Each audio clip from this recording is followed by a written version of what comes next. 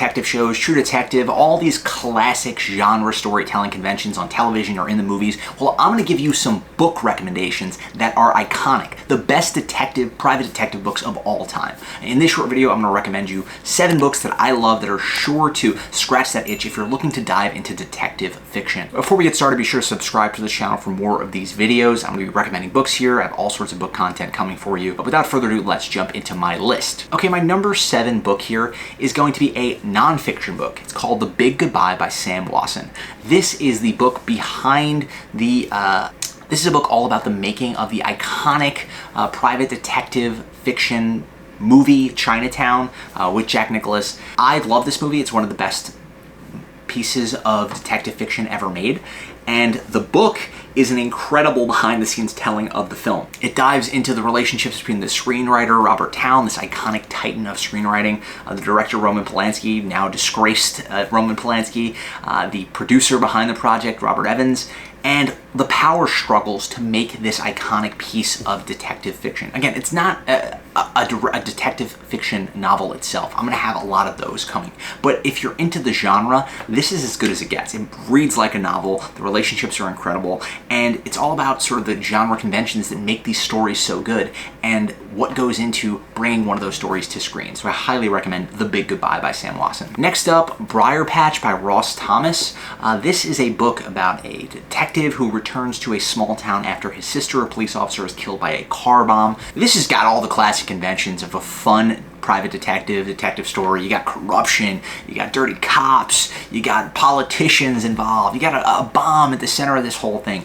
It is a fun, pulpy book that I really, really enjoyed. They made it into a so-so series on USA a few years ago for good reason. It is a classic of the genre, moves very quickly. If you're into detective fiction, this is well worth checking out. Anyone who's really into the genre, I think would recommend this one because it is just an iconic piece of fiction that doesn't really rise to the level of some of the more iconic pieces, but is one of the funner reads in the entire genre as far as I'm concerned. So Briar Patch by Ross Thomas, well worth your time. Next up, LA Confidential by James Ellroy. This follows 3 very different police officers. One of them, this very career-forward officer. The other one, this sort of fame-obsessed detective. The other one, this brute force enforcer. As they go about solving this multi-part homicide at a coffee shop.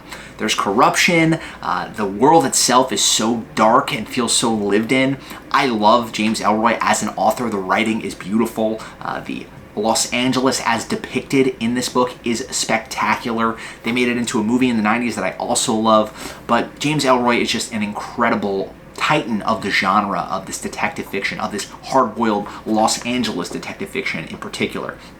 And there's something about the timing of this movie, of this story, that I really just love. It's all set in the 1950s. The world of this book is as good as it gets in detective fiction. It just feels so lived in, and it feels like a modern classic in the genre. So if you're into private detective fiction, well worth checking out LA Confidential, and you can watch the movie right after. Next up, Motherless Brooklyn by Jonathan Lethem.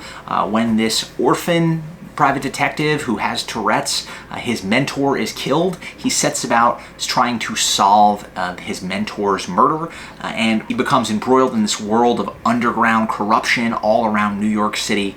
A great New York private detective novel. Not as many of these as you may think. A lot of the genre tends to play on the West Coast motifs, the sun-kissed coast of Los Angeles, this corruption in the beauty of what is Los Angeles and California sunshine.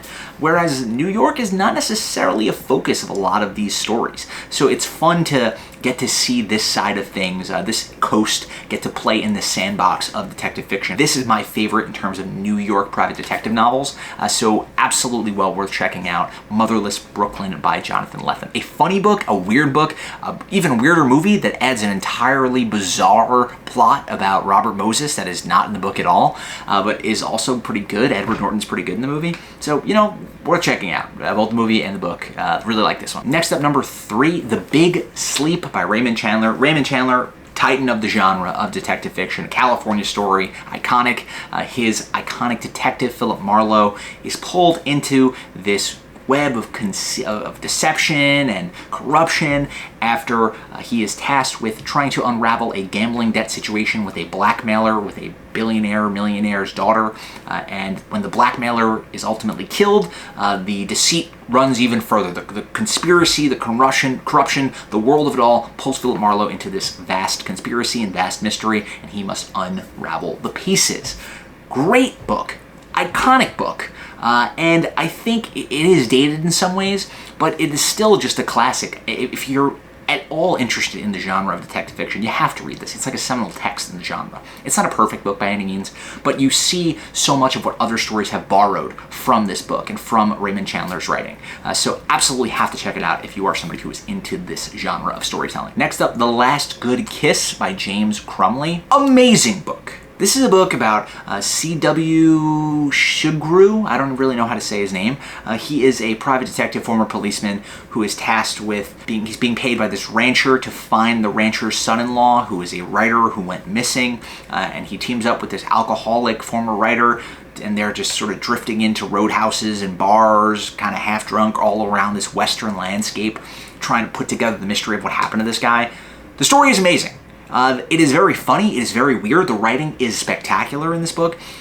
This may be my favorite in the entire genre. It's just a book that stuck with me that I think about all the time. The style is impeccable. It is a book that just moves really, really quickly, and it's not as tidy as a lot of these other detective novels, but I love C.W. Shugru as a primary protagonist because he is so flawed and weird and not the conventional or brooding detective, which I thought was a really fun flip on the conventions of the genre. So The Last Good Kiss by James Crumley is a classic to me, and there's a reason this is my #1 book. So there's a reason that this is my #1 detective novel. I love this. This is as good as it gets. That does it for us here. Be sure to subscribe to the channel for more book recommendation videos. Until later, I will talk to you guys soon. Bye now.